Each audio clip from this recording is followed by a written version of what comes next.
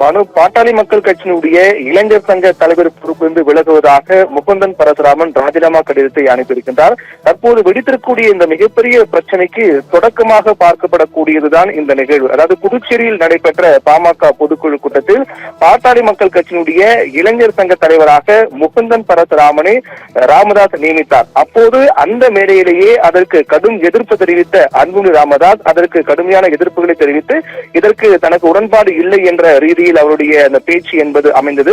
அப்போது தொடங்கிய அந்த பாட்டாளி மக்கள் கட்சியினுடைய உட்கட்சி பிரச்சனை என்பது தற்போது வரையில் மிகப்பெரிய விடயமாக பிரச்சனையாக மாற்றப்பட்டு வருகின்றது. அதிலும் குறிப்பாக சற்று நேரத்திற்கு முன்னர் ராமதாசனுடைய அந்த பேட்டி என்பது மீண்டும் பாமக என்பது ஒன்றுபடுவதற்கான வாய்ப்பு இல்லை, தந்தை மகனுக்கு இடையான மோதல் என்பது மிகப்பெரிய அளவில் முற்றுப்பெற்று விட்டது, அதாவது மிகப்பெரிய அளவில் முற்றிவிட்டது என்பதுதான் காண்பிக்கின்றது.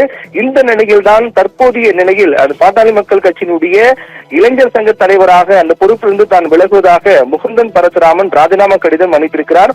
அந்த ராஜினாமா கடிதத்தை மிக முக்கியமான விடயமாக பார்க்கப்படக்கூடியது என்னவென்றால், அந்த ராஜினாமா கடிதத்தை அன்புமணிக்கு அவர் அனுப்பியிருக்கிறார். அந்த கடிதத்தில் சொந்த காரணங்களுக்காக தான் இந்த பொறுப்பிலிருந்து விலகுவதாக குறிப்பிட்டிருக்கிறார். அதாவது அந்த அவருடைய அந்த பொறுப்பு நியமிக்கப்பட்ட தேதியை குறிப்பிட்டு அன்றைய தினத்தில் தான் பாட்டாளி மக்கள் கட்சியினுடைய இளைஞர் சங்க தலைவராக நியமிக்கப்பட்டேன். ஆனால் தற்போது சில தனிப்பட்ட காரணங்கள், சொந்த காரணங்களுக்காக தான் அந்த பொறுப்பிலிருந்து விலகுவதாக குறிப்பிட்டிருக்கிறார்.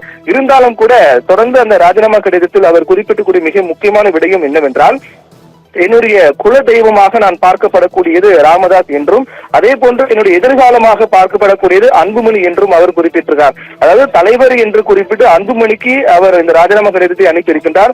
மேலும் தொடர்ந்து நான் கட்சியில் பணியாற்றுவேன் என்று குறிப்பிட்டிருக்கிறார். இந்த பொறுப்பிலிருந்து மட்டும்தான் விலகின்றேனே தவிர மற்றபடி என்னுடைய குல தெய்வமாக இருக்கக்கூடிய ராமதாஸின் வழிகாட்டுதல் படியும், அதே போன்று எதிர்காலமாக இருக்கக்கூடிய அன்புமணியினுடைய அறிவுறுத்தல் படியும் தொடர்ந்து கட்சியில் பணியாற்றுவேன், கட்சியின் வளர்ச்சிக்காக பாடுபடும் என்றும் அந்த ராஜினாமா கடிதத்தில் முகுந்தன் பரசுராமன் குறிப்பிட்டிருக்கிறார். இந்த நிலையில் தான் இது இதனுடைய தாக்கம் என்பது இதற்கு முன்னதாக ராமதாசுடைய பேட்டியின் போது அன்புமணிக்கும் அதே போன்று தனக்கும் உதவியாக இருப்பதற்காக தான் முகுந்தன் பரசுராமனை நான் கட்சியினுடைய மிக முக்கிய பொறுப்பில் நியமித்தேன் என்றும், ஆனால் அந்த மேடையிலேயே அதற்கு அன்புமணி எதிர்ப்பு தெரிவித்தது என்பது நியாயம் அல்ல, அதற்கு சரியானது அல்ல என்றும், அந்த மேடை நாகரிகம் சபை நாகரிகம் தெரியாமல் அன்புமணி செயல்பட்டார் என்று பகிரங்கமான பல்வேறு குற்றச்சாட்டுகளை ராமதாஸ் முன்வைத்தார்.